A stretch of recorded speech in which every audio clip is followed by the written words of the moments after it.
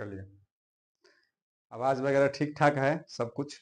एक बार आपका कंफर्मेशन मिल जाए तो फिर आगे बढ़ेंगे हम लोग।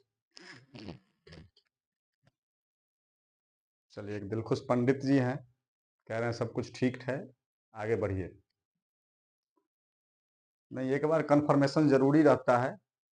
क्या है कि कभी-कभी क्या हो जाता है कि अ, पता चल रहा है कि आधा घंटा से लाइव दे रहे हैं और आवाज़ का पता नहीं चलता है कि आवाज़ है, नहीं है। एक दिलखुश पंडित हैं बघौनी वाले, ठीक है। एक आरडीएक्स भाई हैं, कह रहे हैं सब कुछ ठीक है। एसबी म्यूजिक हैं, ठीक ठीक ठीक। तो बिना विलंब किए हुए आज की क्लास यानी कि कथा को हम लोग शुरू करते हैं और जानते हैं कि आज के प्रवचन में हम लोग क्या क्या लेने वाले हैं। ठीक है, सबसे पहला गुरु मंत्र यह देना चाहेंगे कि अभी तक जो एग्जाम का भय है आपके अंदर, भय कहने का मतलब कि जो डर है आपके अंदर, उस डर को सबसे पहले खत्म करिए और निश्चिंत होकर के जितना चीज कहें, जो भी टॉपिक कहें, उस पर अगर थोड़ा सा आप ध्यान देते हैं तब बेहतर रिजल्ट की संभावना हो सकती है। ठीक है, चलिए, करना कुछ नहीं है इसके लिए। अब है कि भाई कल एक बच्चा थे इसमें क्या कहते हैं लाइव क्लास में आए हुए, बड़ी ज्ञान दे रहे थे। तो भाई साहब, आपके ज्ञान की यहाँ कोई आवश्यकता नहीं है। ज़्यादा ज्ञानी है, अपने ज्ञान अपने पास रखिए। ठीक है, ज्ञान अपने पास इसलिए रखिए, वो कह रहे थे कि जिस तरीका से आप कंटेंट दे रहे हैं उससे बच्चा का बेहतर अंक तो हो सकता है, लेकिन आगे का फ्यूचर क्या होगा। भाई, फ्यूचर के लिए ना बैच चलती है, 1 साल का कोर्स होता है। इंटर जो है 2 साल का कोर्स है, और जो चैप्टर हम पढ़ा रहे होंगे या जो सिलेबस पढ़ा रहे हैं ये पूरे साल भर का यानी कि 12 महीने का कोर्स होता है। तो ज्ञान वहां बांटा जाता है। क्रैश कोर्स का मुख्य टारगेट यह होता है कि एग्जाम में प्रश्न किस प्रकार से आएंगे और उसका जवाब हमें किस प्रकार से देना है ताकि बेहतर अंक हासिल हम कर सकें। यानी कि बिहार बोर्ड के पैटर्न को पकड़ना होता है, ना कि उस टॉपिक के डीपली अंदर जाना होता है। ठीक है, तो इस तरीका का कीड़ा मकोड़ा अगर दिमाग में आवे तो तत्क्षण उसको जो है सो आप क्या करिए, खत्म कर दीजिए। ठीक है, क्योंकि यहाँ सिंस 2017 है। ठीक है, चलिए, खैर मुद्दे की बात करते हैं। मुद्दे की बात में यह आते हैं कि आपको सबसे पहले करना क्या है कि एक मनोहर पोथी खरीद लीजिए। मनोहर पोथी 5-10 रुपया में देगा, आपको बाजार में मिलता है। मनोहर पोथी ले लीजिए। जो भी चीजें आपको दें, जो भी टॉपिक हम बोर्ड पर यहाँ पर लिखें और कहें कि बुआरे इसको नोट कर लो, तो उसको आप नोट कर लीजिएगा। विशेष डिप्रेशन में जाने की आवश्यकता नहीं है या बेसी याद करने की आवश्यकता नहीं है। जो चीजें जैसे बताएं उसको उसी प्रकार से आप क्या कर लीजिए, नोट करते चलिएगा। ठीक है, और आज से बायोलॉजी का कॉपी 5 रुपया का आप अलग कर लीजिए। और यकीन मानिए कि आप हर साल तो पढ़े होंगे, केमिस्ट्री, फिजिक्स, अंग्रेजी, हिंदी, मैथ, सबसे बेसी नंबर आपको बायोलॉजी में नहीं आएगा तो हमको कहिएगा कहीं मैसेज करके। ठीक, चलिए मुद्दे पर आते हैं। यहाँ देखिए कि मेरे पास एक झुनझुना है। झुनझुना कहने का मतलब ये एनसीईआरटी किताब है। बार बार इस किताब से हमको बड़ी मोह है। मोह कहने का मतलब प्रेम है। इसको हम हमेशा साथ रखते हैं और आपको भी साथ रखना चाहिए। जिस प्रकार से हम अपना साथ रख रहे हैं इसको, उसी प्रकार से आप भी अपना साथ रखिएगा तो जीवन में कुछ बेहतर कर पाइएगा। इस किताब को हम लोग समाप्त करेंगे 10 दिन में। ठीक है, चलिए, सबसे पहले आज शुरू करते हैं आज चैप्टर नंबर 1 से। कल भी हमने इस पर चर्चा किया था, लेकिन फिर भी आज एक बार और चर्चा कर देते हैं कि किस तरीका से है। बायोलॉजी में कुल चैप्टर की संख्या की बात कर ले तो कुल चैप्टर की संख्या कितना है बुआ? 16। ठीक है, इस 16 गो में बहुते कहता होगा कमेंट सेक्शन में, चाहे मने मने गरियाता होगा कि बरगा ही सब बुझते हैं, आगे बढ़ो। लेकिन ठीक है, हमारे काम है ना भाई, दुकानदारी है, कहीं चलाना पड़ता है, तो कहीं डिंग पतरा दे रहे हैं तो घबराइएगा नहीं। ठीक है, चलिए, तो कहने का मतलब यह है कि कुल मिलाकर के बायोलॉजी में चैप्टर की संख्या कितना है? 16। इस 16 गो में 3 गो चैप्टर हटा दिया गया है। ठीक है, तो बचा कितना? 13। लेकिन हम लोग को पढ़ना है कितना? तो 16। ये जो 3 गो चैप्टर हटाया गया है वो 3 गो है कौन कौन सो देख लो पहले। वो 3 गो में चैप्टर नंबर 1 भी शामिल है, इसके अलावा चैप्टर 9 भी शामिल है और तथा चैप्टर नंबर 16 भी शामिल है। यही 3 गो पाठ को हटाया गया है। लेकिन हम इस तीनों पाठ को भी पढ़ेंगे, क्योंकि बिहार बोर्ड क्या करता है कभी कभी कि यहाँ से भी सवाल उठा लेता है, सवाल पूछ देता है। ठीक है, तो आज हम लोग चैप्टर 1 को पढ़ रहे हैं। कॉपी निकालिए और लिखना शुरू कर लीजिएगा। ठीक है, चलिए। सुभाष मुखिया हैं, विद्यासागर जी हैं। ठीक ठीक ठीक ठीक, धन्यवाद। आप आए, हाँ, हम तर गए। आप लाइव क्लास में जुड़े विद्या बाबू, और हम जो है सो क्या हो गए कि तर गए। लम्हा कहीं कारी। चलिए निकालिए कॉपी, और इसी में से हम लोग चैप्टर से शुरू करेंगे। सबसे पहले कॉपी में लिखते चलिएगा, जैसे हम जैसे बताते चले। ठीक है, नहीं तो काम करते हैं, टॉपिक वाइज चलते ही हैं। सबसे पहले हमें जो पढ़ना है, इसमें यहां से दिख रहा होगा,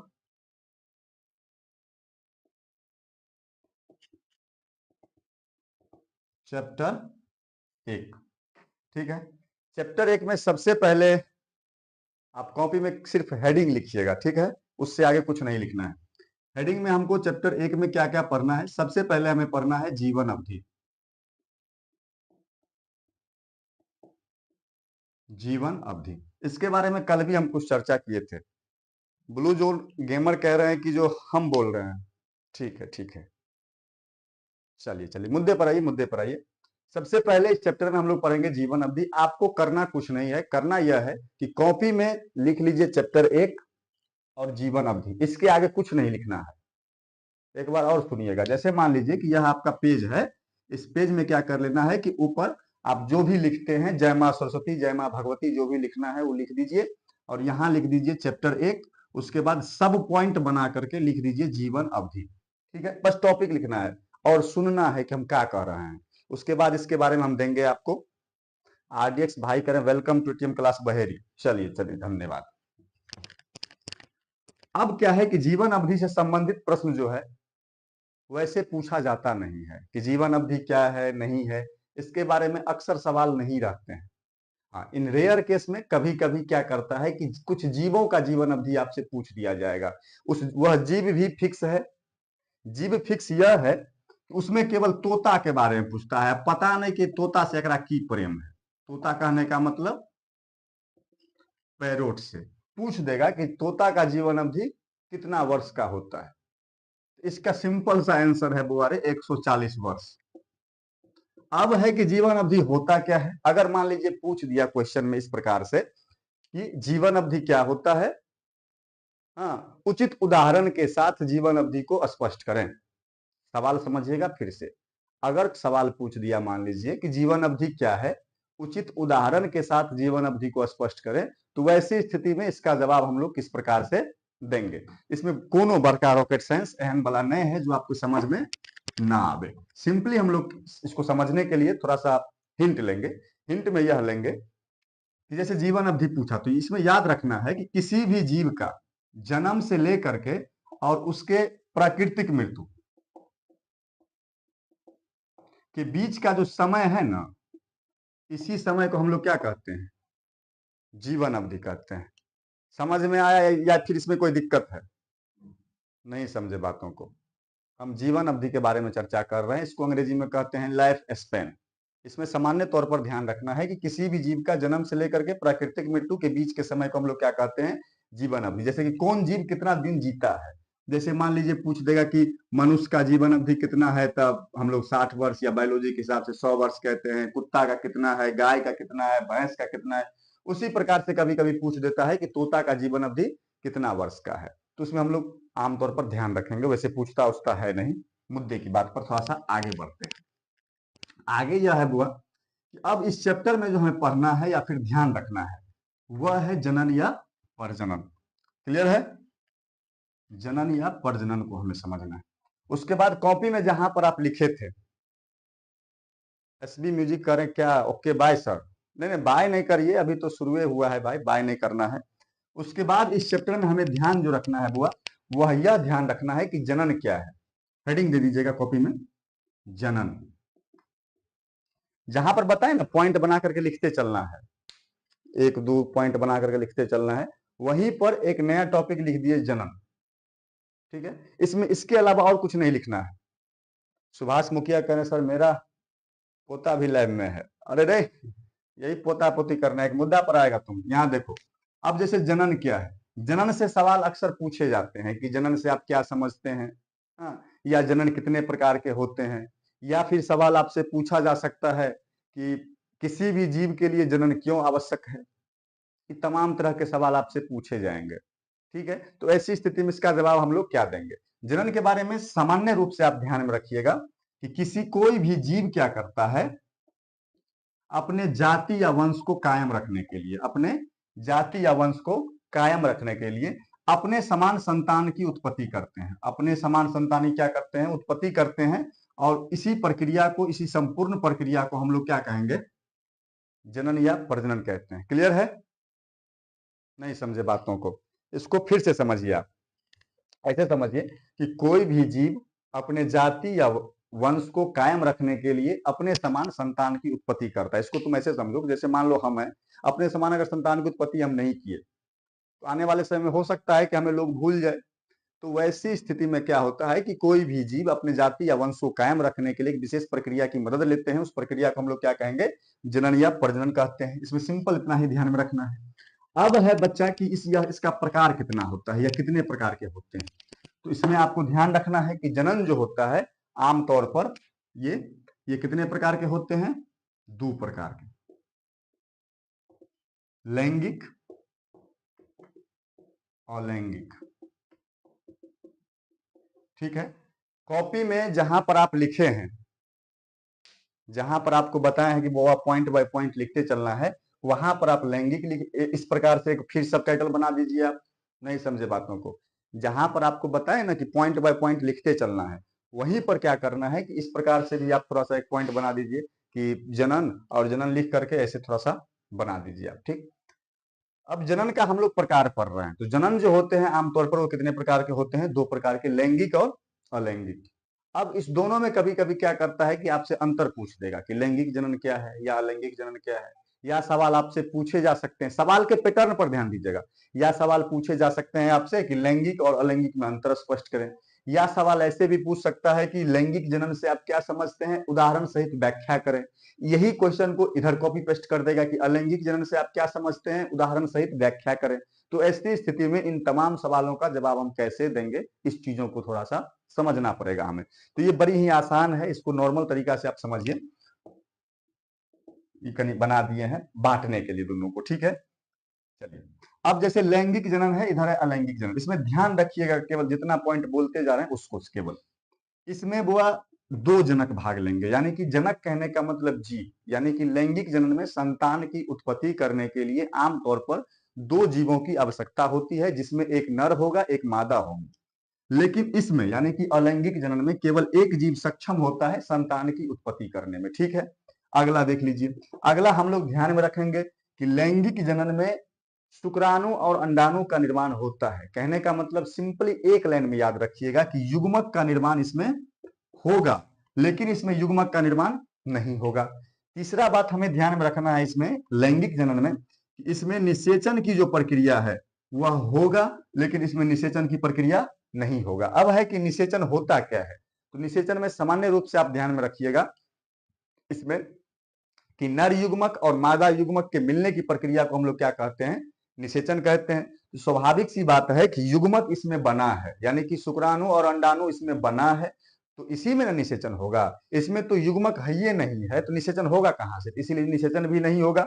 अगला पॉइंट हमें ध्यान में रखना है इसमें लैंगिक जनन में कि भाई इसमें क्या होगा कि क्लोन का निर्माण नहीं होगा, क्लोन नहीं बनेगा, लेकिन इसमें क्लोन बनेगा। अब है कि क्लोन होता क्या है, तो क्लोन के बारे में सामान्य रूप से आप ध्यान में रखिएगा कि क्लोन क्या होता है कि जब कोई भी संतान अपने माता पिता के हूबहू हो, एग्जैक्ट कॉपी हो, समान हो। जैसे मान लीजिए हमारे आपके केस में जना हम मास्टर है, मान लीजिए कि बायोलॉजी पढ़ा रहे हैं, तो जरूरी है कि हमारे जो संतान होगा ओकरा पूरा चीज याद होगा कि ना कि मार कर लाइए क्या आएगा धरती पर, हम आ गए, हम आ गए, नहीं ना, उसको भी यहाँ पर सीखना पड़ेगा। तो कहने का मतलब हु बहू कहाँ हुआ, देखते होंगे कि पुलिसों का बेटा चोर हो जाता है, होता है, होता है। तो कहने का मतलब जिस जीव में दो जीव मिल करके संतान की उत्पत्ति करते होंगे, उनके जो संतान होंगे वो हूबहू नहीं हो सकते हैं, उनके एग्जैक्ट कॉपी नहीं हो सकते हैं।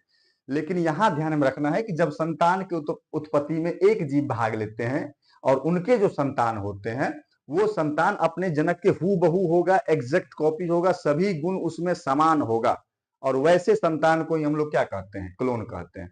तो अलैंगिक जनन में एक ही जनक भाग ले रहे हैं संतान की उत्पत्ति में, और इनके जो संतान होंगे, यानी कि जिस जीव में अलैंगिक जनन के द्वारा संतान की उत्पत्ति होगी, उन सभी जीवों के जो संतान होंगे वो अपने जनक के, यानी कि अपने माता पिता कह सकते हैं, उसके क्या होंगे, वो हूबहू होंगे, एग्जैक्ट कॉपी होंगे, और वैसे संतान को ही हम लोग क्या कहते हैं, क्लोन कहते हैं।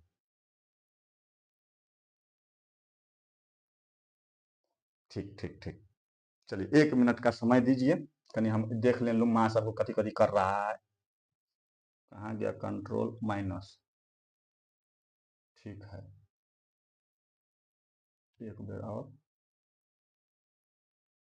ठीक।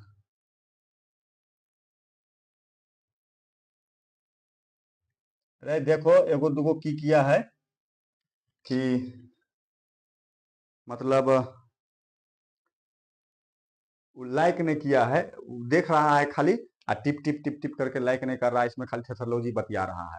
मतलब कहना पड़ेगा, यहाँ हम सामान बेच रहे हैं कि कहें कि बुआ महाकाल के नाम से ठोक दीजिए लाइक सब्सक्राइब, कहना पड़ेगा इस सब के लिए। गजब बात है, मुद्दा पर आइए। तो क्लोन समझे आप, क्लोन क्या है? क्लोन में सिंपली हमको ध्यान में रखना है कि जब संतान की उत्पत्ति में एक जनक भाग लेते हैं तो वो क्या कहलाते हैं, क्लोन कहलाते हैं। सॉरी, जब उनके जो संतान होते हैं वो क्लोन कहलाते हैं। अब यहां पर याद रखना है एक पॉइंट और इसमें, कि लैंगिक जनन में संतान की उत्पत्ति में सामान्य रूप से अधिक समय लगता है, क्योंकि लैंगिक जनन से जो भी संतान उत्पन्न हो रहे हैं, या फिर इसको ऐसे ध्यान में रखिए कि जिस जीव में लैंगिक जनन होता है उसकी जो जीवन अवधि होता है वह आमतौर पर अधिक होता है, ठीक है। और जिस जीव का अलैंगिक जनन होता है, जिस जीव में अलैंगिक जनन के द्वारा संतान की उत्पत्ति होती है, उस जीव का जो जीवन अवधि होता है, ना समझो ना कि वो जीव कम जीता है।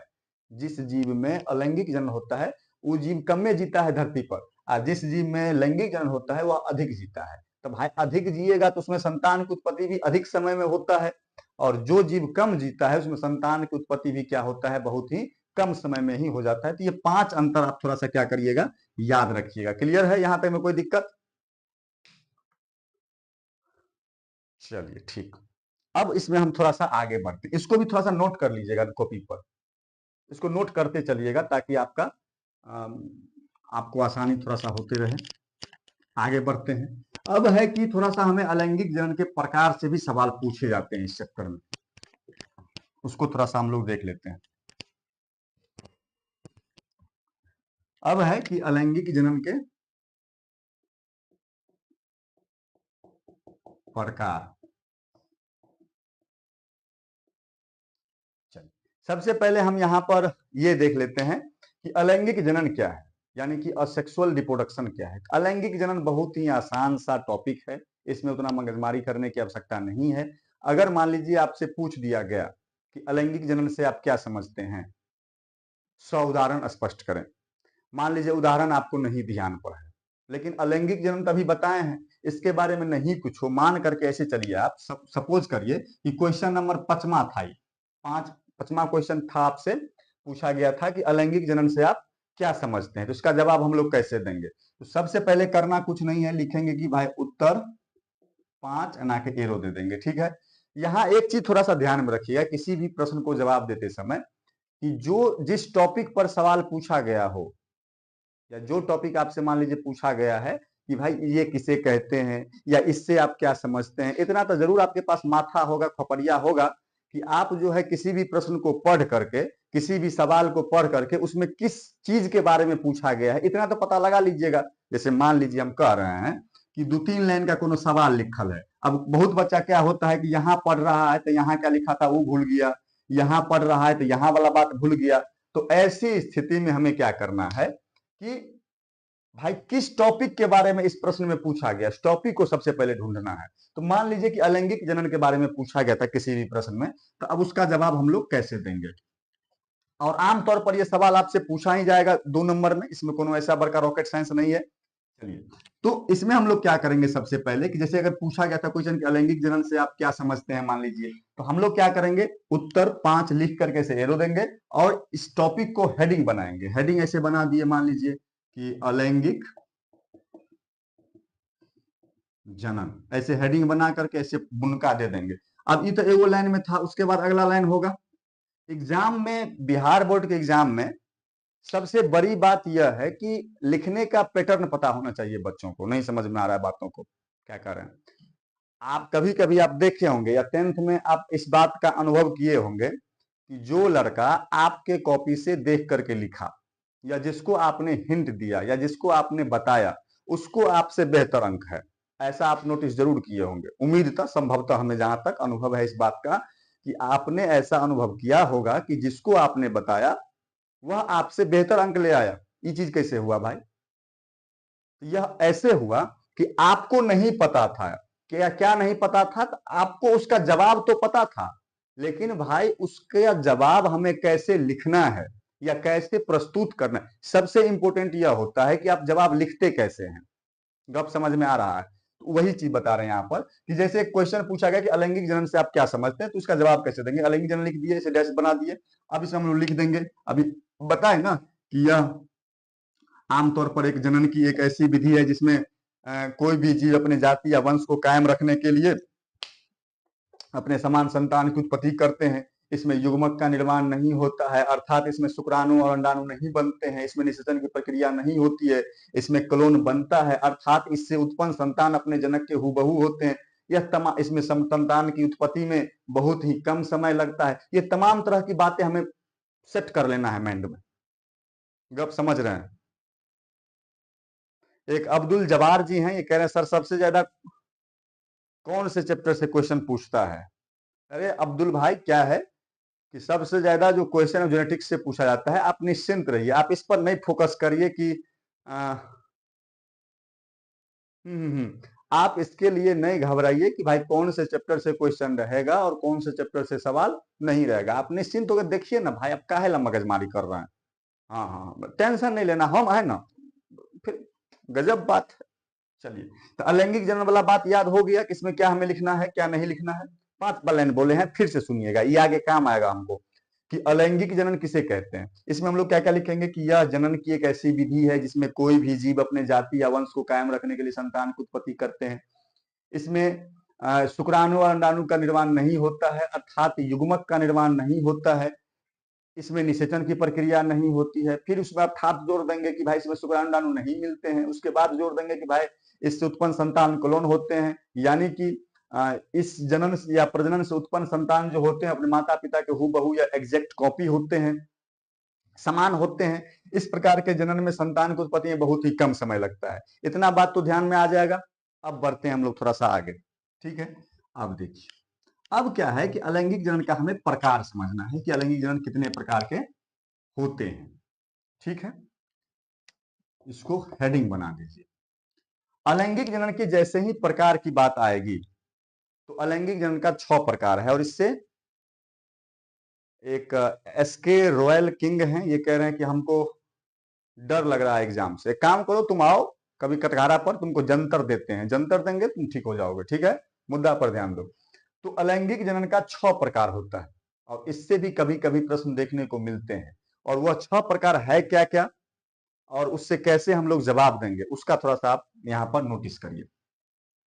यहां लिख रहे हैं, ठीक है। इसमें पहला प्रकार है बुआ मुकुलन, ठीक है। दूसरा है आपको खंडन, तीसरा है विखंडन,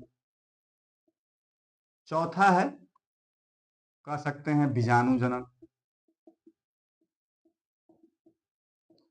पांचवा है पुनरुद्भवन, छठा है, दिख रहा है ना, हाँ, कायिक जनन। क्लियर है? यही 6 प्रकार है। चलिए, तो अलैंगिक जनन का कितने प्रकार हैं? 6 प्रकार। पहला है मुकुलन, दूसरा है खंडन, तीसरा है विखंडन, चौथा है बीजाणु जनन, पांचवा है पुनर्भवन, छठा है कायिक जनन। अभी जो आपको बताए थे कि कॉपी पर नोट कर लीजिए, उसमें एक पॉइंट यह भी नोट कर लीजिए आप। इस प्रकार से आप थोड़ा सा हेडिंग बना दीजिए और इसको थोड़ा सा पहले नोट कर लीजिए। तो और नहीं नोट करना है तो इसको थोड़ा स्क्रीनशॉट मार लीजिए। हमें पता है कि स्क्रीनशॉट वाला जो गैलरी में आपके गया होगा वो गैलरी में रह जाएगा, इससे आगे तो आप बढ़िएगा नहीं। तो करना क्या है कि इसको थोड़ा सा आप स्क्रीनशॉट ले लीजिए। और भविष्य में या बाद में आप क्या करिएगा, उसको लिख लीजिएगा। वैसे लिख ही लीजिएगा, अभी अगर लिख लेते हैं तो मेरे ख्याल से बेहतर होगा। एक जीद है, हाँ ये कह रहे हैं प्रोड्यूसर किसे कहते हैं, अभी प्रोड्यूसर पढ़ा रहे हैं। खैर इस सब पर देखो, जो पढ़ने वाला बच्चा है उनसे हम यही कहना चाहेंगे कि कमेंट सेक्शन पर उतना फोकस नहीं रखो, ठीक है। एक रोशन जी हैं, कह रहे हैं उत्तक संवर्धन, हम जाएंगे वहां पर, उत्तक संवर्धन पर जाएंगे। पहले यह देख लेते हैं, सब प्रकार हो गया, सभी लोग नोट कर लिए। अब देखिए सवाल आपसे कैसे कैसे पूछेगा उस पर थोड़ा सा ध्यान दीजिए आप, ठीक है। कि मुकुलन से आप क्या समझते हैं, मुकुलन का उदाहरण सहित व्याख्या करें, ठीक है। उसके बाद पूछ सकता है कि सेम पैटर्न सेम है, सब सवाल के पूछने का पैटर्न तरीका सेम है। उसके बाद पूछ सकता है कि भाई खंडन से आप क्या समझते हैं, उदाहरण सहित व्याख्या करें। विखंडन से आप क्या समझते हैं, उदाहरण सहित व्याख्या करें। बीजाणु जनन से क्या समझते हैं, उदाहरण सहित व्याख्या करें। पुनर्उद्भवन से आप क्या समझते हैं, उदाहरण सहित व्याख्या करें। कायिक जनन से आप क्या समझते हैं, उदाहरण सहित व्याख्या करें। वही वाला बात हो गया कि जैसे पूजा पाठ में देखते हो नाना विधि गणपत्यादि नमः स्वाहा, वही वाला गप हो गया कि सब में वही व्याख्या करें, वही वाला गप है। इसमें कोनो विशेष रॉकेट साइंस ऐसा नहीं है कि जिसको आप नहीं समझ सकते हैं, ठीक है। अब देखिए, अब जैसे कि यहाँ मुकुलन की जब हम चर्चा करते हैं तो इसमें हम कहीं कहीं एग्जाम्पल लिखते चलेंगे, ठीक है। उसको थोड़ा सा लैंग्वेज बनाएंगे, आप उसको लिख लीजिएगा। जैसे मान लीजिए पहला क्वेश्चन था कि मुकुलन से आप क्या समझते हैं। भाई तुमको नहीं पता है मुकुलन क्या होता है, अब पढ़ना भी नहीं है मुकुलन क्या होता है, पढ़ने का समय गया, उसके लिए था जनवरी टू दिसंबर। अब जनवरी आ गया बे, 1 महीना के बाद एग्जाम है, 10 दिन के बाद एग्जाम है, फिर कॉलेज जाओ तो एडमिट कार्ड लाओ, तो ये लाओ, रूम खोजो, कहाँ सेंटर पड़ा वो खोजो। फालतू में इतना मगजमारी करना अब उस समय नहीं है। अब सिंपल देखो क्या है, अलैंगिक जनन वाला बात याद है। अब ये बताएं कि अलैंगिक जनन किसे कहते हैं। इसमें क्या क्या बताएं अलैंगिक जनन में। अलैंगिक जनन में बताए हैं कि भाई इसमें 2 जनक भाग लेते हैं, सॉरी इसमें 1 जनक भाग लेते हैं संतान की उत्पत्ति में। इसमें शुक्राणुंडाणु नहीं बनता है, इसमें निषेचन नहीं होता है, इससे उत्पन्न संतान को क्लोन कहते हैं। इसमें बहुत ही कम समय में संतान की उत्पत्ति हो जाती है। इतना बात पर ध्यान है किसमें, अलैंगिक। वही बात को वहां तुम कॉपी करो, इस सब में आकर खट खट खट खट पेस्ट कर दो। कैसे, सो देखो। अब देखो कि जैसे पूछ दिया कि मुकुलन से आप क्या समझते हैं, तो नहीं कुछ हो तो इतना तो पता है ना कि यह किसका प्रकार है, अलैंगिक जनन का। इसमें हम लोग क्या लिख देंगे मुकुलन में कि यह जनन की एक ऐसी विधि है जो सामान्य रूप से अलैंगिक जनन की श्रेणी में आते हैं। मुकुलन में संतान की उत्पत्ति करने के लिए एक जीव जिम्मेदार होते हैं। जिस जीव में मुकुलन होता है उस जीव में शुक्राणु और अंडाणु का निर्माण नहीं होता है, अर्थात उसमें युग्मक नहीं बनते हैं। इस प्रकार के जनन या प्रजनन से उत्पन्न संतान क्लोन होते हैं। नहीं समझे बातों को, माता पिता के हूबहू होते हैं। इस प्रकार के जनन या प्रजनन में अन्य जनन की तुलना में बहुत ही कम समय में संतान की उत्पत्ति हो जाती है। गप समझ में आ रहा है क्या, इसमें कोई दिक्कत है। इसमें अब मुकुलन लिख लोगे ना, उसी प्रकार से मान लो कि खंडन पूछ दे या विखंडन पूछ दे, तो इसमें भी सब में तुम सेम बात लिख सकता है ना। ये वाला जो गप यहां से कॉपी करो, आई सब को छब्बू में पेस्ट कर दो। कैसे पेस्ट होगा समझा बात को। अब जना मान लो कि यही पूछ दिया पुनर्उद्भवन, अब तुमको पढ़ने में नहीं ओरिया रहा है। हाँ, तो अब इसका जवाब हम लोग कैसे देंगे। भाई इसको पढ़ने के लिए था बैच, लेकिन आप तो पढ़े नहीं, तो आप मुद्दा पर आओ कि क्या लिखना है इसमें। इतना तो लिख सकते हो कि पुनर्उद्भवन एक प्रकार का अलैंगिक जनन है। आ जखनते लिखे कि अलैंगिक जनन है तो ओकरा बारे में जितने बात आप जानते हैं उसको वहां कॉपी करिए, आई वाला में लाके पेस्ट कर दीजिए कि पुनर्उद्भवन एक प्रकार का अलैंगिक जनन है। इसमें सामान्य रूप से हम लोग संतान की उत्पत्ति में, सॉरी, इसमें सामान्य रूप से संतान की उत्पत्ति में 1 जनक भाग लेते हैं। इस प्रकार के जनन या प्रजनन में वही घिसी पिटी बात कहेंगे कि शुक्राणु का निर्माण नहीं होता है, इसमें निषेचन नहीं होता है, इससे उत्पन्न संतान अपने जनक के हूबहू होते हैं, एग्जैक्ट कॉपी हो, लिख लोगे। कोई बड़का रॉकेट साइंस नहीं है। क्लियर है। एक जे बी रोशन है, कह रहे हैं कि सर ब्रेकिंग न्यूज है। हाँ, बायोलॉजी किसे कहते हैं। अब बताओ ऐसे ऐसे परमात्मा को क्या कहोगे तुम। मतलब यहाँ पे इसको थर्मोलॉजी सूझ रहा है। हाँ, नाना प्रकार के हैं। हाँ, एक लियासा है, ये कह रहे हैं कि जो सर ये पौधों में होता है या जंतुओं में होता है। तो भाई देखिए, अगर एग्जाम्पल आपको ध्यान है, आपको पता है कि मुकुलन क्या होता है, खंडन क्या होता है या विखंडन क्या होता है, तो आप उसको उस तरीका से आप जवाब दे सकते हैं। लेकिन अगर नहीं पता है तो वैसी स्थिति में सवाल को छोड़ करके तो आएंगे नहीं। तो जो चीजें आपको बताए हैं वही चीज बस उतना माथा में खोपड़िया में रखिए आप, और कॉपी पेस्ट सब में मार दीजिएगा। ठीक है। वैसे जानकारी के लिए बता दें, इस मुकुलन में क्या होता है, कली या कलिका के द्वारा नए जीवों का विकास होता है। खंडन और विखंडन में कुछ खास नहीं होता है। खंडन और विखंडन में क्या होगा, इसमें मान लीजिए, तो खंडन और विखंडन में जीव का शरीर टूट करके नए जीवों का विकास करेगा। बीजाणु जनन में क्या होगा, तो आमतौर पर स्पोर यानी कि बीज के द्वारा नए जीवों का विकास होगा। पुनर्उद्भवन में क्या होगा, तो जीव का शरीर को जितने खंड में आप काटिएगा उतने नए नए जीवों का विकास होते चलेगा।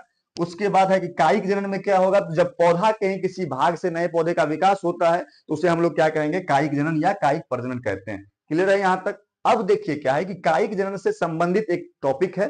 अभी जो कॉपी में आप अगर लिख रहे होंगे, उम्मीद करते हैं हम, वैसे हमें नहीं पता है कि आप लिख रहे हैं कि नहीं लिख रहे हैं, लेकिन उम्मीद आपसे यह किया जा रहा है कि आप लिख रहे होंगे और जरूर लिख रहे होंगे। तो अगर लिख रहे हैं तो कायिक जनन के ठीक नीचे में यहां पर आप एक टॉपिक बना दीजिएगा, उत्तक संवर्धन। इसके बारे में शायद संभवतः हमने कल भी चर्चा किया था। इसको यहां पर लिख दीजिएगा, उत्तक। एक आशा पासवान है, कह रहे हैं कि सर नहीं समझ में आ रहा है। तो देखो क्या है, बालक या आशा यानी कि बालिके है। हाँ हाँ हाँ, ये 12th का है। अगर आप 11th में हैं या तो संभवतः आपको समझ में नहीं आ सकता है, या 12th में होंगे तो उम्मीद करते हैं कि समझ में आ रहा होगा। ठीक है, चलिए। तो कायिक जनन के ठीक नीचे में एक हेडिंग बना देना है, उत्तक संवर्धन। इसी में या करके आप लिख दीजिए, उत्तक संवर्धन के ठीक नीचे में सूक्ष्म प्रजनन। सूक्ष्म प्रजनन लिख लिए सभी लोग। एक एमडी जसीम है, ये कह रहे हैं सर नाना प्रकार किसे कहते हैं। देखो, नाना प्रकार का मतलब होता है विभिन्न प्रकार। ये नाना प्रकार ऐसा कुछ है नहीं कि नाना प्रकार मतलब कुछ ऐसा प्रकार वगैरह नहीं। नाना प्रकार का मतलब जैसे पूजा पाठ में सुने होंगे, नाना नाना विधि गणपत्यादि भ्यो नमः। तो नाना विधि का मतलब है विभिन्न प्रकार के विधियां हैं। विभिन्न, नाना का मतलब होता है विभिन्न। यहाँ मुद्दा पर उसको नहीं देखो। कायिक जनन वाला में लिख दिया उत्तक संवर्धन सूक्ष्म प्रजनन। अब इसको थोड़ा सा हम लोग हेडिंग बनाएंगे। ठीक है, चलिए। चैप्टर 1 लपेट देंगे बे आज, उतना घबराना नहीं है। ठीक है, चलिए। अब हेडिंग बना देते हैं हम लोग, उत्तक संवर्धन, या यहीं पर इसको हम लोग लिख सकते हैं सूक्ष्म प्रजनन। अब क्या है ना कि इससे भी अक्सर आपको सवाल पूछे जाएंगे। ठीक है, कि उत्तक संवर्धन क्या है या सूक्ष्म प्रजनन क्या है। इससे अगर सवाल मान लीजिए पूछ दिया आपसे कि उत्तक संवर्धन से आप क्या समझते हैं या सूक्ष्म प्रजनन से आप क्या समझते हैं, तो ये जो सवाल है ये बहुरूपिया सवाल है। बहुरूपिया मतलब समझ रहे हो कि विभिन्न रूप है इसका। ये कभी एक नंबर ऑब्जेक्टिव में भी पूछ देगा, कभी 2 नंबर में पूछ देगा, कभी 5 नंबर में पूछ देगा। सवाल है एक टेबल। तो ऐसी स्थिति में आप क्या करिएगा, जैसे मान लीजिए कि मतलब एगो बुझते हैं कि भाई टॉपिक 2 नंबरी वाला टॉपिक है तो वही ढंग से डील कर लिए। अगर समझ में आया कि भाई 5 नंबरी वाला है तो वही स्तर से कहीं मान सम्मान प्रतिष्ठा दे दिए। लेकिन यहाँ क्या है कि बहुरूपिया है, इसको करना कुछ नहीं है। इसको ले चलते हैं हम लोग भूस्कार में। देखिए आप कैसे इसमें क्या करेंगे, हम लोग कुछ नहीं करते हैं। सबसे पहला बात कि यह किसका प्रकार है, अलैंगिक जनन का प्रकार है। तो अगर नहीं कुछ बुझाया तो अलैंगिक जनन वाला 5 गो बात तो आपको पते है कि भाई इसमें एक जनक भाग लेंगे संतान की उत्पत्ति में, इसमें शुक्राणु का निर्माण नहीं होगा, इसमें निषेचन नहीं होगा, इससे उत्पन्न संतान को क्लोन कहेंगे, और उसमें संतान की उत्पत्ति में बहुत ही कम समय लगेगा। ये 5 गो बात तो ध्यान में है। सीधे कॉपी करेंगे ही हम लाके कंट्रोल भी कर देंगे, यानी कि पेस्ट कर देंगे। गप समझ में आ रहा है। अब देखिए, लेकिन खैर इसमें करना क्या क्या है सो देख लीजिए। करते कुछ नहीं है बुआ, एगो गाछ ले लेंगे मान लीजिए, जैसे कि ये कोनो पेड़ पौधा है। अब इस पौधा का एक थोड़ा छोटा सा तना काट लिए। तना मतलब एगो ठाड़ काट लिए हैं। ठीक है, अब ठाड़ काटे, अरे देख रहे हो ब्लू जोन गेमर को, मतलब यहाँ पर आकर मनुष्य है कि हैवान है, मतलब यही सब करने आए थे यहाँ लाइव क्लास में। पढ़ लो, बहुत कम समय बचा हुआ एग्जाम का, गजब है। चलिए, अब यहाँ देखो कि जैसे मान लीजिए कि यह कोई पौधा है, इस पौधा का एक तना काटे। इस तना को हम लोग क्या किए बुआ, एगो कनी को बीकर। बीकर कहने का मतलब है ना, बुझो ना कि टब नहीं होता है छप्पर छैया करने वाला, हाँ, तो उस टब में डाल दिए, उस टब में कुछ पोषित माध्यम डाल दिए। अब इसमें कौन माध्यम डाला गया है, कौन केमिकल डाला गया है, उससे उतना मगजमारी करने की आवश्यकता नहीं है। सिंपल इतना समझो, तुम आसानी से इतना समझो कि भाई हमें कुछ मिलाया गया है, कुछ तो है। हाँ, अब क्या हुआ कि देख रहे हैं कि उसमें जिसमें हम लोग इस तना को रखे थे जिस बीकर में, उस तना से कनी कनी वो जड़ का विकास होने लगा, कनी पत्ता उत्ता का विकास होने लगा। ठीक है, अब हम लोग यहाँ स्पेस है, अब क्या करे किए कि भाई इसमें जो बीकर में रखे थे इसमें से जो कनी वो गाछ था, इस गाछ को हम लोग बाहर निकालिए, इतना ही काम करना है। ठीक है, क्या क्या किया है सो देखिए। जैसे कि यह मान लीजिए कोई पौधा है, इस पौधा का एक तना काटे, इस तना को एक बीकर में डाले, बीकर में कुछ पोषित माध्यम था, तो हमने देखा कि उसमें से कुछ जड़ और कुछ पत्तियों का विकास हुआ है। अब वो थोड़ा सा डेवलप हुआ है, अब उस पौधा को हम लोग क्या किए, बाहर निकाले, इतना ही काम करना है। अगर 2 नंबर में पूछा मान लीजिए, तो 2 नंबर में जैसे ही पूछा तो हम लोग क्या करेंगे, ऐसे इस प्रकार से बना देंगे। अगर 5 नंबर में पूछा, देखिए रोशन भाई क्या है कि इसमें ब्लॉक का ऑप्शन भी रहता है, मतलब आप चाहें तो आप इस चैनल पर से रिमूव किए जा सकते हैं। ये सूचना समाप्त होती है। अब आइए मुद्दा पर। तो ये हो गया इस प्रकार से। अब इसमें हम लोग point number A, B, C, D, E और इसको एफ कर दिए। ठीक है, अब जैसे ही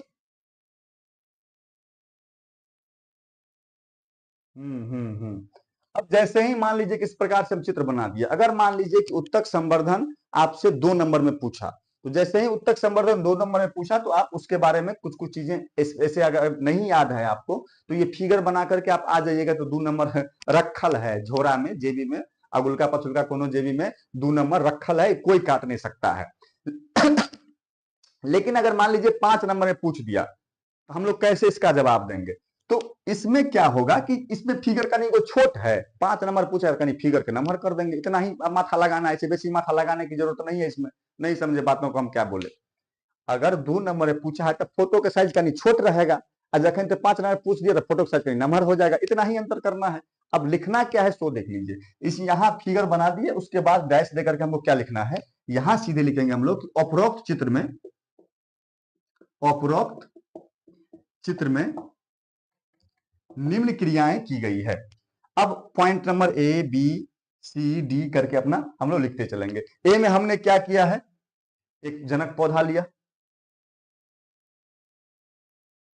एक आरडीएक्स एस के भाई हैं, ये कह रहे हैं कि जो तना को टहनी कह सकते हैं, बिल्कुल बिल्कुल टहनी होता है, टहली नहीं टहनी होता है। ठीक है, चलो मुद्दा पर आओ।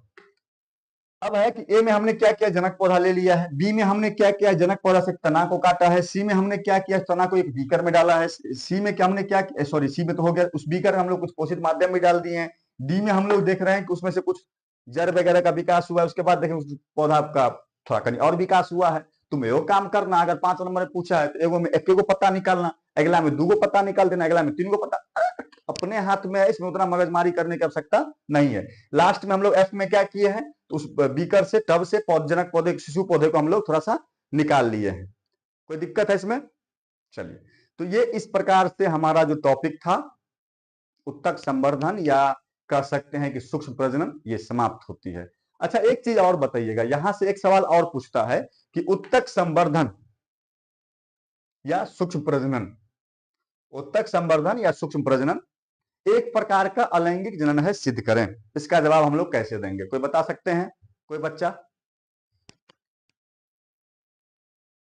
देखो एक रोशन सिंह है कह कि आज मैं मर गया भैया, मेरी जबान फिसल गई, सॉरी सर। अरे ठीक है, नहीं कोई बात।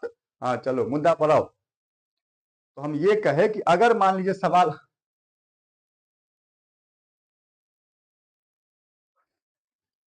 ठीक है ठीक है, एक से एक मतलब नमूना कार्टून सब यहाँ भरा पड़ा है ना। ठीक है चलो कोई दिक्कत नहीं है।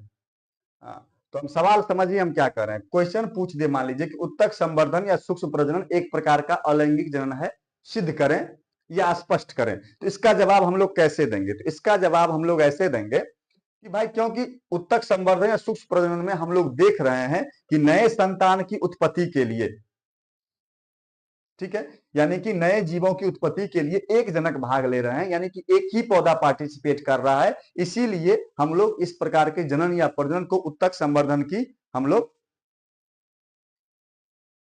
हाँ बिल्कुल बिल्कुल, लियाजा जी कह रहे हैं क्योंकि इसमें। ठीक ठीक ठीक, कोई दिक्कत। चलिए आगे बढ़ते हैं। अब हम लोग, मेरा अलैंगिक जनन जो था वह क्या हो गया, समाप्त हो गया। एक क्वेश्चन और पूछता था पहले, हो सकता है कि कहीं पूछ दे या नहीं पूछे, वैसे समय सीमा का ध्यान रखेंगे हम लोग। हाँ, लेकिन फिर भी देख लेते हैं। अगर मान लीजिए कि अलैंगिक जनन का हानि पूछ दे या लाभ पूछ दे, तो हम लोग कैसे जवाब देंगे इसका। इसको भी लिख लीजिएगा कहीं पर, ठीक है।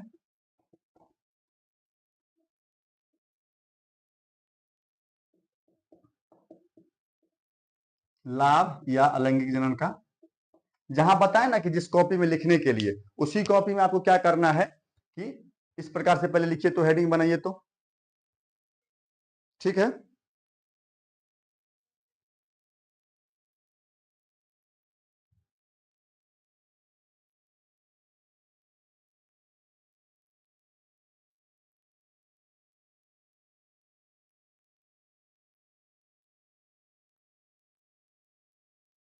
कोई दिक्कत। एक माई जसीम खान है, ये कह रहे हैं कि जनाना सबसे निवेदन है कमेंट नहीं करें। हाँ, इसका जो है सो कहीं अंटीना इन्होंने गड़बड़ा जाता है, इसीलिए हाँ इनको थोड़ा सा पढ़ने दें, ठीक है। चलिए, तो इसका जवाब क्वेश्चन इसको लिखिए पहले कॉपी में, जिस पन्ना में आपको बताए थे कि इसको लिखना है कि भाई लाभ और हानि के बारे में। एक रोशन सिंह कह रहे हैं कि सर किसका कॉल आ गया। अरे ठीक है, अब यहाँ आओ, मुद्दा पर आओ कि अलैंगिक जनन में हम लोग लाभ और हानि के बारे में पढ़ेंगे। कभी कभी सवाल पूछ देता है आपसे कि भाई अलैंगिक जनन की क्या लाभ है, अलैंगिक जनन की क्या हानि है। तो लाभ में हम लोग क्या क्या बता देंगे भाई, कि इसमें संतान की उत्पत्ति में वही वाला घिसी पिटी कैसेट जो है ना, जो आपको अलैंगिक जनन के बारे में बताएं, उतना ही बात को आपको याद रखना है, इसमें ला करके कॉपी पेस्ट कर देना है। क्या क्या सो देख लीजिए कि अलैंगिक जनन में पहला बात हम लोग लिख देंगे कि भाई इसमें संतान के, इसके लाभ में कि संतान की उत्पत्ति के लिए दो जीवों की आवश्यकता नहीं होती है, एक जीव काफी है संतान की उत्पत्ति के लिए। दूसरा बात इसके लाभ में हम लोग क्या कह सकते हैं कि दूसरा लाभ इसमें यह है कि संतान के उत्पत्ति करने, इनसे जो संतान उत्पन्न होते हैं वो अपने माता पिता के या अपने जनक के हूबहू होते हैं, एग्जैक्ट कॉपी होते हैं। तीसरा बात हम लोग क्या कह सकते हैं इसके लाभ में, इसमें संतान की उत्पत्ति में बहुत ही कम समय लगता है। इतना बात तो याद हो जाएगा, कम से कम 3 अंतर आप याद रखिएगा, ठीक है।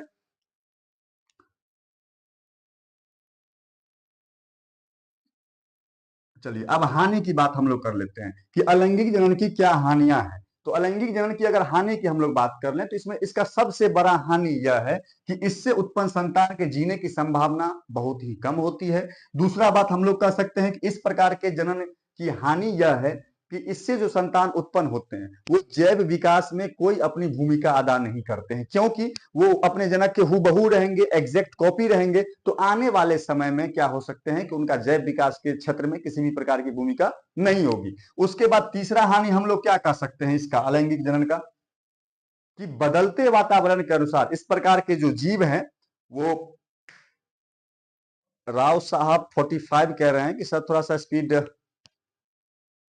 ठीक ठीक, जैसे जैसी आपकी आदेश होगा उसी आदेश के अनुरूप हम काम करेंगे। आपका ये महाराज लाइट बंद कर दीजिए, लाइट बंद कर देंगे तो स्पीड वाला बात है। खैर ठीक है, चलिए। तो हम ये कह रहे थे कि अगर मान लीजिए कि अलैंगिक जनन की तीसरे हानि की बात पूछा जाए तो हम लोग क्या उसका जवाब देंगे।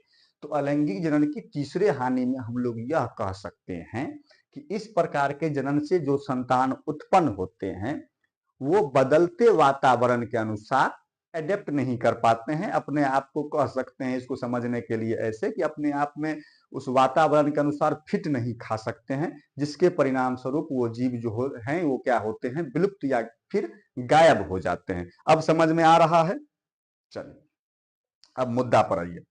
तो ये लाभ हानि याद हो गया, तो ये सवाल रहते हैं। उसके बाद हम देख रहे हैं लैंगिक जनन को, ठीक है।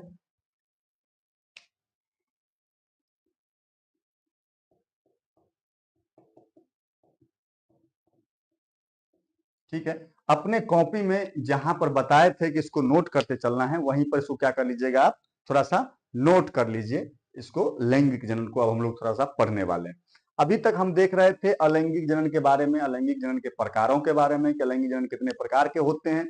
और उसमें तमाम तरह की क्या क्या किस प्रकार से प्रश्न आते हैं और किस प्रकार से हम लोग को उसका जवाब देना है। अब वो उसी पेज में, जिस पेज में आपको बताए थे, उसी पेज में इसको हेडिंग दे दीजिए लैंगिक जनन। ठीक है, अब थोड़ा सा हम लोग आगे बढ़ते हैं। ठीक, लैंगिक जनन में हमको पहला बात ध्यान में रखना है, जो भी पीछे बताए थे 4-5 गो पॉइंट, उसी बात को हम फिर से रिपीट कर रहे हैं और फिर से उसी बात को बोलेंगे यहाँ पर कि लैंगिक जनन में याद रखना है कि इसमें संतान की उत्पत्ति के लिए दो जीव भाग लेंगे, इसमें शुक्राणु अंडाणु का निर्माण होगा, इसमें निषेचन की प्रक्रिया होगी, इससे उत्पन्न संतान क्लोन नहीं कहलाएंगे क्योंकि वो अपने माता पिता के हूबहू नहीं है।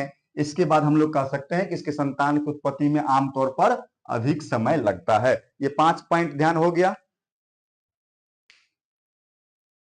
कोई दिक्कत है इसमें तो बताइए। लैंगिक जनन में हमको यही 5 पॉइंट ध्यान में रखना है। पहला है कि इस प्रकार के जनन या प्रजनन में संतान की उत्पत्ति में दो जीव भाग लेते हैं, दो जीव जिसमें कि एक नर होगा एक मादा होगी। दूसरा बात ध्यान में रखना है कि इस प्रकार के जनन या प्रजनन में शुक्राणु और अंडाणु का निर्माण होगा, यानी कि दूसरे भाषाओं में कहें तो इसमें युग्मक का निर्माण होगा। उसके बाद हम लोग क्या कह देंगे कि इस प्रकार के जनन या प्रजनन में निषेचन की प्रक्रिया होगी। उसके बाद हम लोग कहेंगे कि इससे उत्पन्न संतान अपने माता पिता के हूबहू नहीं होंगे, या फिर कहें तो हम यह कह सकते हैं कि इसमें क्लोन का निर्माण नहीं होगा। उसके बाद कहेंगे इसमें संतान की उत्पत्ति में अधिक समय लगेगा। इसमें कोई दिक्कत है? चलिए चलिए चलिए आगे बढ़ते हैं थोड़ा सा। अब क्या है बच्चा कि इसमें यही टॉपिक लास्ट है, इसी को पढ़ करके हम लोग श्री गणेश कह रहे हैं, सटक सिताराम कर देंगे, यानी कि चैप्टर को खत्म कर देंगे। इसमें सबसे बड़ी बात आपको यह ध्यान में रखना है, एक पांडव जी हैं, कह रहे हैं कि परिभाषा एक बार बता दीजिए। बिल्कुल बिल्कुल पांडव भाई, जैसे मान लीजिए अगर पूछ दिया आपसे कि लैंगिक जनन किसे कहते हैं, तो इसका जवाब हम लोग कैसे देंगे? तो भाई सिंपली है कि इसमें हम लोग ऐसे जवाब दे सकते हैं कि लैंगिक जनन सामान्य रूप से एक विशेष प्रकार का जनन या प्रजनन की विधि है, जिसमें संतान की उत्पत्ति के लिए दो जीवों की आवश्यकता होती है, जिसमें कि एक नर होते हैं एक मादा होती है। उसके बाद इसमें हम लोग कह सकते हैं कि इस प्रकार के जनन या प्रजनन में संतान की उत्पत्ति के लिए शुक्राणु या अंडाणु का निर्माण होता है। उसके बाद इसी में कह सकते हैं, मान लीजिए कि इसमें निषेचन की प्रक्रिया होगी, अर्थात शुक्राणु और अंडाणु आपस में मिलेंगे। उसके बाद उसी में सेंटेंस बढ़ाते ना आप चलिए कि इससे उत्पन्न संतान को हम लोग क्लोन नहीं कह सकते हैं क्योंकि लैंगिक जनन से जो संतान उत्पन्न होते हैं वो अपने माता पिता के हूबहू नहीं होते हैं। अथाह है, लिखने के लिए सही लिखिए, लेकिन गप समझ रहा है? कोई दिक्कत? चलिए अब थोड़ा सा हम लोग आगे बढ़ते हैं। यहां याद रखिएगा कि लैंगिक जनन में संतान की उत्पत्ति के लिए सबसे इंपॉर्टेंट जो प्रक्रिया है वह क्या है? निषेचन है। इसको लिखते चलिएगा, जैसे अभी हम लिख रहे हैं, इसको कॉपी में जहां पर बताए थे आपको लिखने के लिए, वहीं पर इसको क्या करते चलना है, हम लोग को लिख लेना है। सबसे लैंगिक जनन में संतान की उत्पत्ति के लिए सबसे इंपॉर्टेंट प्रक्रिया है अपना निषेचन, और निषेचन से पहले जो प्रक्रिया होगी उसको हम लोग कहेंगे निषेचन पूर्व की घटना। ठीक है, और निषेचन के बाद जो होगी उसे हम लोग क्या कहेंगे? निषेचन के बाद की घटना। इसमें कौन सा रॉकेट साइंस है? निषेचन की, दिख रहा है ना, बाद की घटना। इसमें नॉर्मल सा बात है, इसमें कोई ऐसा दिक्कत? एक लक्ष्मी सिंह है, करें हेलो राजू चाचा। देखो है, तुम लोग मनुष्य है कि हैवान है? मतलब यहाँ आए हो पढ़ने के लिए कि कोई कोई चच्चा भतीजा बन रहा है, कोई मौसा मौसी कर रहा है, कोई भैया भौजी कर रहा है, कोई बुग्गा बुग्गी कर रहा है? क्या चाहते हो बे? माए बाप बुझ रहा होगा कि हमारे बुआ बुची सब कान में अथी लगा करके पढ़ रहा है, यहाँ बुआ बुची की जानने गया कि कमेंट बॉक्स सेक्शन में जैसे यहाँ बरतुहारी चल रहा है। गजब आदमी सब है। अब एगो देखो जसीम खान का भैया आई लव यू, मतलब यही सब करने आए थे यहाँ। गजब बात है। फिर देखो, छोड़ो तुम लोग इस पर ध्यान नहीं दो, उतना फोकस फोकसांतर नहीं करो। चलिए रंगा भाई हैं, चलिए ठीक है। इसको इसको क्या करो, लिख लो कॉपी में, ठीक है। उसके बाद हम लोग आगे बढ़ेंगे। हम ये बताएं कि लैंगिक जनन में संतान की उत्पत्ति के लिए सबसे इंपॉर्टेंट प्रक्रिया है निषेचन। निषेचन के बाद क्या है कि निषेचन में हम लोग को यह जान, निषेचन किसे कहते हैं कि शुक्राणु और अंडाणु को मिलने की प्रक्रिया को हम लोग क्या कहेंगे? निषेचन कहेंगे। लेकिन यहाँ याद रखना है कि कभी कभी कि शुक्राणु और अंडाणु के मिलने से पहले कुछ घटनाएं होती होगी, और जब शुक्राणु अंडाणु मिल जाता होगा इसके बाद भी कुछ घटना होती होगी। तो नॉर्मल सा बात है मेरे भाई कि जब शुक्राणु अंडाणु मिल रहा हो तो उससे पहले जो घटना होगा उसको कहेंगे निषेचन पूर्व की घटना, और शुक्राणु अंडाणु के मिलने के बाद जो घटना होगा उसको हम लोग कहेंगे निषेचन की बाद की घटना। अब है यहां पर पॉइंट कि शुक्राणु और अंडाणु के मिलने से पहले जो घटना होगी उसमें कौन कौन सी घटनाएं आएगी। इसमें सिंपल है, पहला घटना आता है युग्मक जनन। युग्मक जनन इसको भी लिख लीजिएगा कॉपी में, ठीक है। उसके बाद लिखना है आपको युग्मक का स्थानांतरण। युग्मक का स्थानांतरण। इसके बाद है कि निषेचन के बाद की घटना में क्या क्या आएगा। हाँ, लाभ हानि बता देंगे। निषेचन की बाद की घटना में क्या क्या आएगा सो देखिए। इससे पहला घटना आता है युग्मनज का निर्माण। युग्मनज का निर्माण। उसके बाद आएगा भ्रूणोद्भव। उसके बाद आएगा इसमें भ्रूणोद्भव के बाद प्रसव। उसके बाद आएगा दुग्ध स्रवण। दुग्ध स्रवण, ठीक है। इसको हम फिर से बोल दे रहे हैं ताकि आपको क्या हो कि इसको आसानी से आप लिख पाए। हो सकता है मे बी कि आपको स्पष्ट रूप से नहीं दिख रहा हो और आपको कठिनाइयां हो रही हो। एक बार देखिएगा, यहां पर हमने लैंगिक जनन लिखा है। लैंगिक जनन में हमने लिखा है कि इसमें संतान की उत्पत्ति के लिए जो सबसे इंपॉर्टेंट प्रक्रिया है वह क्या है, निषेचन। निषेचन किसे कहेंगे, तो निषेचन में हम लोग को ध्यान में रखना है कि शुक्राणु अंडाणु के मिलने की प्रक्रिया को निषेचन कहते हैं। अब है कि शुक्राणु अंडाणु जो मिल रहा है तो इससे पहले भी कुछ घटनाएं होती होगी जिसे हम लोग कहेंगे निषेचन पूर्व की घटना, और शुक्राणु अंडाणु के मिलने के बाद भी कुछ घटनाएं होती होगी।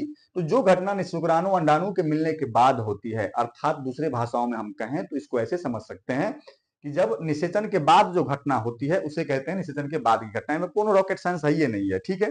अब मुद्दा पर आइए। मुद्दा यह है बाबू कि जना मान लो कि यहाँ पर शुक्राणु अंडाणु मिल रहा है, इससे पहले क्या घटना होगी। इससे पहले घटना यह है कि युग्मक जनन।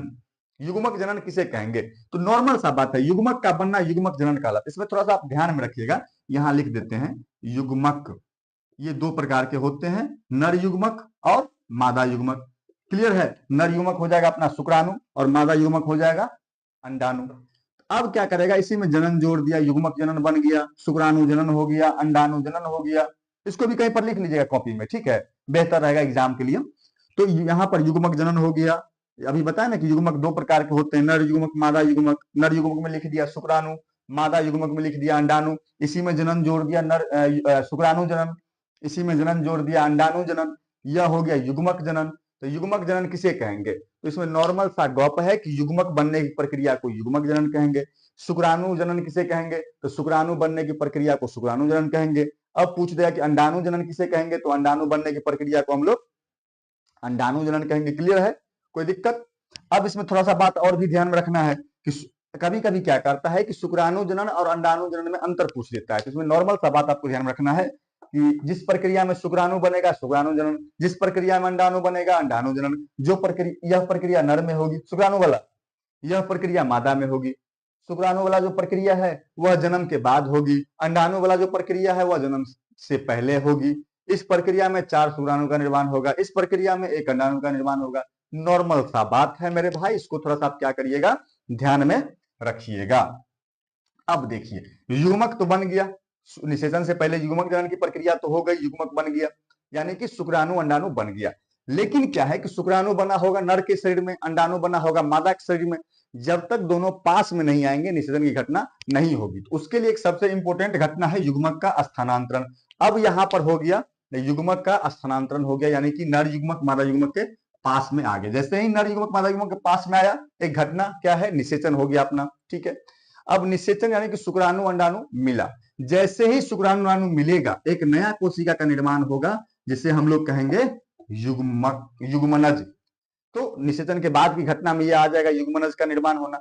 जैसे ही एक सिंगल सेल बना, इससे मान लीजिए एक शिशु का विकास होगा जिसे हम लोग क्या कहेंगे, भ्रूणोद्भव। जब ये शिशु 9 माह प्लस माइनस 10 दिन में पूर्ण रूप से विकसित हो गया, मां के गर्भ से बाहर आएगा, उस प्रक्रिया को कहेंगे प्रसव। उसके बाद मान लीजिए कि जैसे ही इसकी जो मां है स्तन ग्रंथि से अपने दुग्ध का श्रवण करेगी, दुग्ध पिलाएगी, वह प्रक्रिया दुग्ध श्रवण। ये हो गया अपना लैंगिक जनन खत्म। ये चैप्टर लगभग अपना क्या हो चुका है, समाप्त हो गया है। इसमें 2-3 वो चीज आप थोड़ा सा ध्यान में रखिएगा। इस चैप्टर से इतना ही क्वेश्चन पूछा जाता है। कभी कभी, हाँ, कभी कभी क्या होगा कि इस चैप्टर से एक दो सवाल और पूछ देता है, जैसे कि मासिक चक्र और मध्य चक्र में अंतर। अगर कॉपी में जगह है तो लिख लीजिए, मासिक चक्र और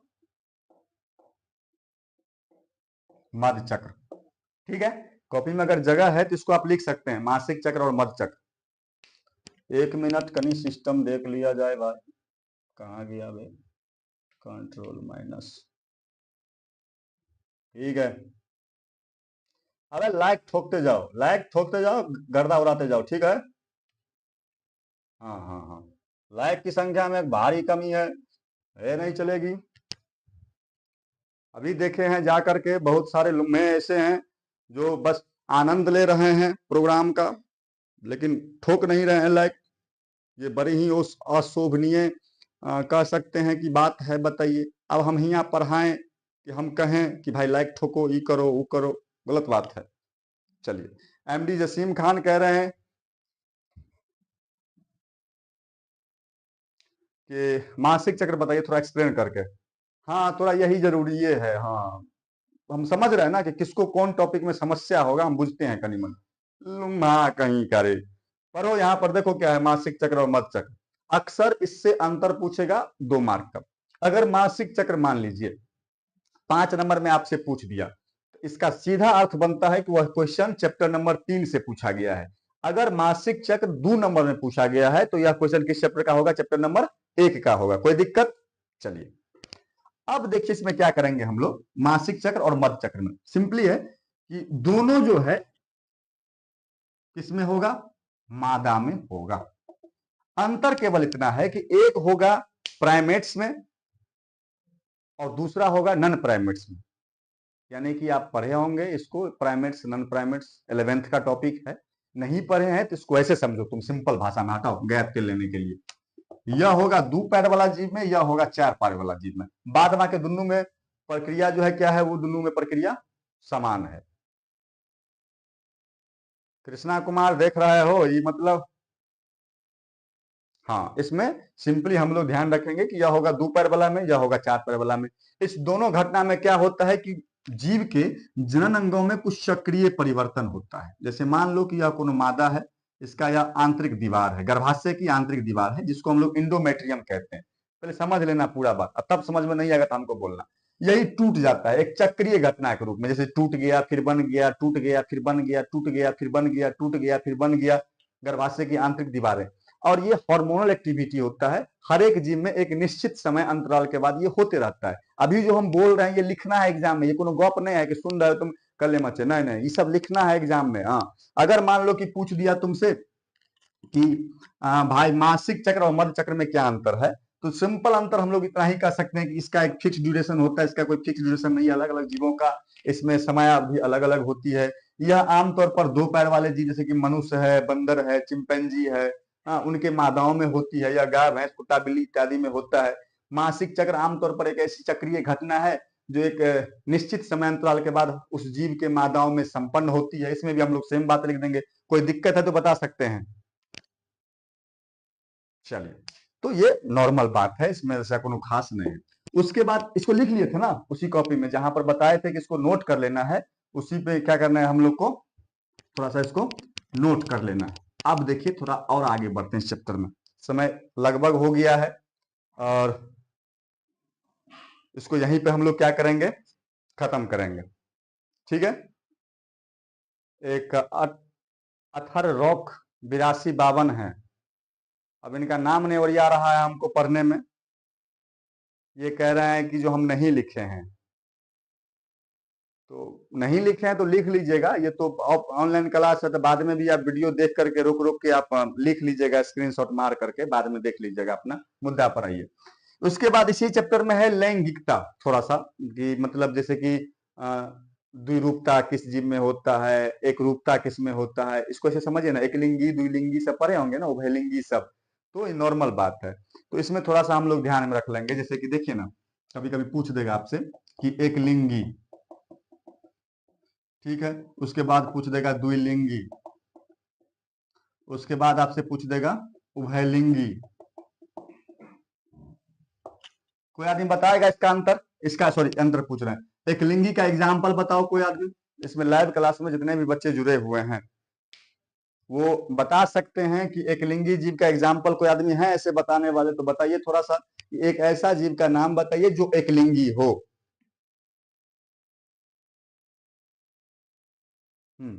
कोई आदमी ऐसा है जो बता सकते हैं कि एकलिंगी का एग्जाम्पल इसमें। एक कृष्णा कुमार है, कह रहे हैं कि सर जाओ ना भाई, हम जाए छे भाई, तू अपन चल जो भाई क्लास छोड़ के, ठीक है। जटा शंकर जी कह रहे हैं कि पपीता है। चलिए, पपीता, इसका एग्जाम्पल बताओ द्विलिंगी का। ठीक है, एक लियासा जी कह रहे हैं केचुआ। एमडी जसीन खान कह रहे हैं, गुंजन कुमार यादव कह रहे हैं मुकलन। अबे तू कहाँ था बे जो मुकलन कर रहा है? मैं मस्ती फेवरेट कर रहे हैं प्लांट। हद है, लेकिन हम कह रहे हैं आम, तुम जवाब दे रहे हो इमली। हम कह रहे हैं कि भाई एक ऐसा जीव का, या जीव मतलब सजीव, पेड़ पौधा जंतु कुछ हो, तुम बताओ कि भाई एक लिंगी का एग्जाम्पल पपीता।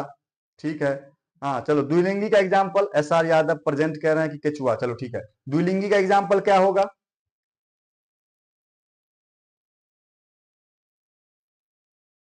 द्विलिंगी तरुण जी कह रहे हैं कि कछुआ होगा। चलिए ठीक है, राज बासुकी हैं कह रहे हैं अमीबा। लियासा जी कह रहे हैं हुमेन। जटाशंकर यादव हैं कह रहे हैं पक्षी, चिया। नहीं समझ पा रहे हैं जटाशंकर जी, थोड़ा उसको अथी लिखिए। नहीं नहीं, द्विलिंगी का एग्जाम्पल पूछ रहे हैं हम। एकलिंगी का कुछ बच्चे कह रहे हैं पपीता, द्विलिंगी का बताइए, देखें कि आप लोग। जसीम खान कह रहे हैं आदमी। पपीता में नर मादा एक गो पर है।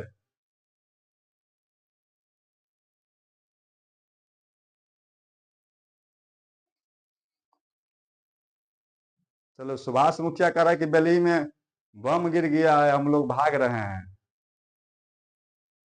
चलिए, ये कह रहे हैं मनुष्य।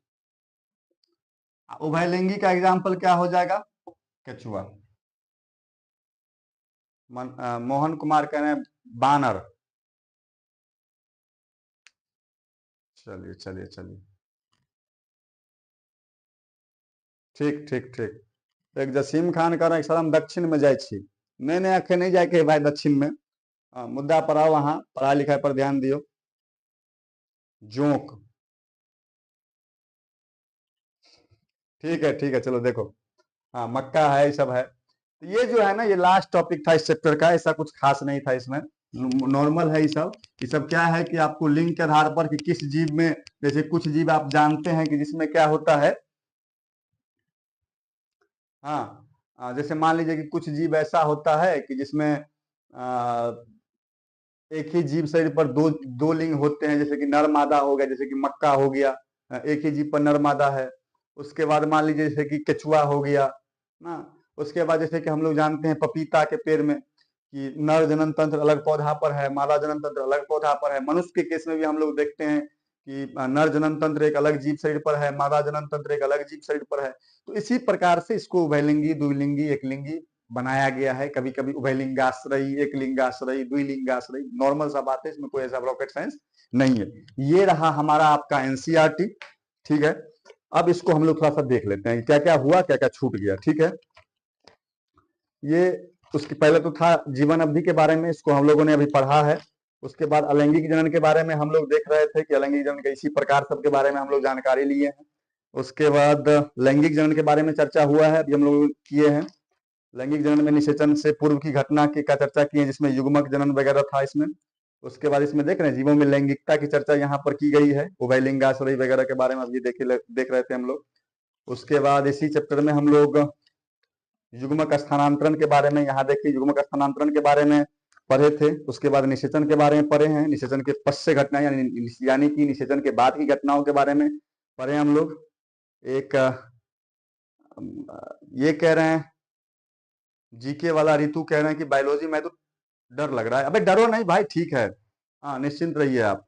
एक पापा के पारा, अरे नामों का नहीं ठीक से रहा न रे भाई। हाँ, एक रोशन जी कह रहे हैं बेकार है भैया, मैं तो टूट गया। अबे ठीक है, इधर देख, पापा के पारा कहीं भूल तो नहीं गए? नहीं भाई, नहीं भूले हैं, मुद्दा पर आओ तुम। हाँ चलिए ठीक। उसके बाद ये देख रहे थे निषेचन के बारी घटना में युग्मनज वाला टॉपिक सब था। उसके बाद भूर्णोद्भव सब पढ़ लिए हैं। हाँ सॉरी, एक टॉपिक छूट गया। देखिए, यही चीज होता है कि जब किताब लेकर के बताया जाता है तो कुछ कुछ चीजें मास्टर आप बिसर जाता है, तो ये जब किताब उलटता है तो कहीं ध्यान में आता है। एक अंड प्रजक सजीव प्रजक वाला छूट गया था ना, उसके बाद चैप्टर खत्म है।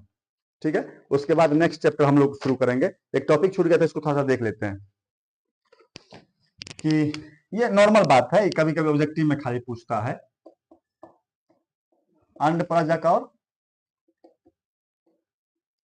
दिख रहा है ना,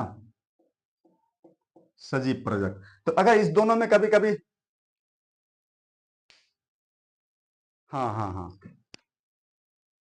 कि इसमें कभी कभी अंतर पूछेगा कि अंड प्रजक और सजीव प्रजक में अंतर बताइए, तो नॉर्मल है भाई।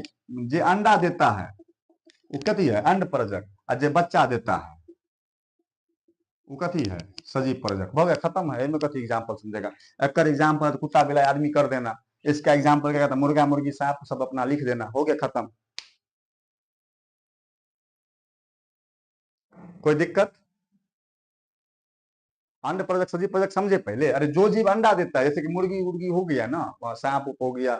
हाँ, और सजीव प्रजक पूछ लेगा तो जो जीव बच्चा देता है उसको सजीव प्रजक कहते हैं। हो गया खत्म। चैप्टर 1 में किसी को कहीं पर कोई दिक्कत है तो पूछिए, तो पहले सबसे पहले मेरे हिसाब से चैप्टर खत्म है। मेरे हिसाब से यह चैप्टर समाप्त है। अगर किन्हीं को दिक्कत है तो आप पूछ सकते हैं। मोहन जी कह रहे हैं कि नो प्रॉब्लम एंड भट्ट। क्या समझे बे इसका मतलब? तुम क्या कहना चाह रहे हो? ठीक है ठीक है। पापा के पारा करें जी सर, समझ गए। अरे तू नाम बदल ना भाई, तोहर माए बाप कितना सुंदर से तोहर नाम रखा होगा, सोनू मोनू गोलू ढोलू मोलू, कुछ हो तो तोहर नाम होगा। जना मान लो कि जकर नहीं बियाह भेल रहता है तो उसे पहले सोचते रहता है कि बाल बच्चा के ई नाम रखेंगे वो नाम रखेंगे। आ तब ते सोच समझ के तुम्हारा नाम रखा गया होगा कुछ हो, आ तू वही नाम के जो है से अथी कर दिया है, बताओ तो। हम्म? एक रोशन जी, अरे भाई तुम खाली ब्रेकिंग न्यूज देता है, तुम काम कर ना भाई, पढ़ लिखो।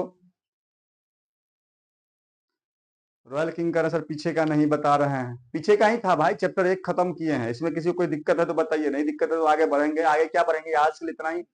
कल हम लोग फिर से आएंगे नए टॉपिक के साथ।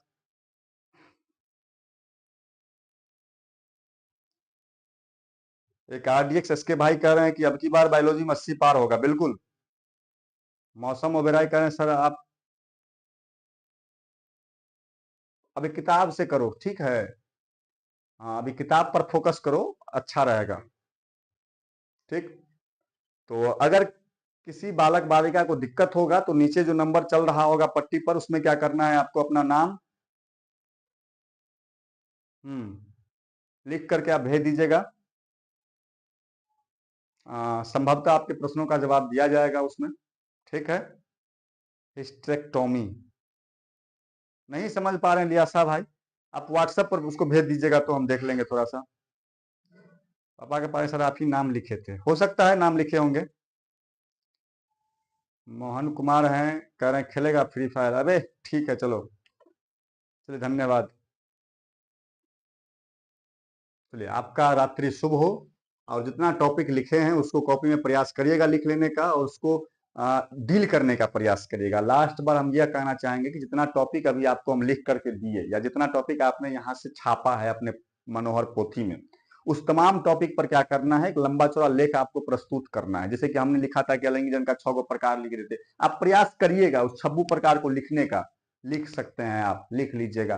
अभी तो आपके पास लाइव क्लास है, तो आप बाद में जाकर के देख भी सकते हैं उसको कि भाई क्या बोला गया था, क्या समझाया गया था। आप प्रयास करिएगा भाई, ज्यादा मगजमारी नहीं करना है। तुमको याद करने के लिए हम बोल कहाँ रहे हैं, हम तो इतना ही कह रहे हैं कि उस पेज में जो भी चीजें आप लिखे हैं उसको क्या कर लेना है कि आज डील करने का आप प्रयास करिएगा। डील करने का मतलब होता है कि उसको लिखने का प्रयास करिएगा, आप लिख पाइएगा। ठीक है, तो आज के लिए इतना ही। मिलते हैं कल फ्री इसी समय में, यानी कि शाम के 6 बजे। 6, 5, 10 हो सकता है, लेकिन हम प्रयास करेंगे कि 6, 1 तक आपके समक्ष हम प्रस्तुत हो जाए। तब तक के लिए धन्यवाद। अगर हाँ लास्ट बार कह देते हैं, नहीं ठोके होंगे तो ठोक दीजिएगा, लाइक सब्सक्राइब सब ठीक है। चलिए।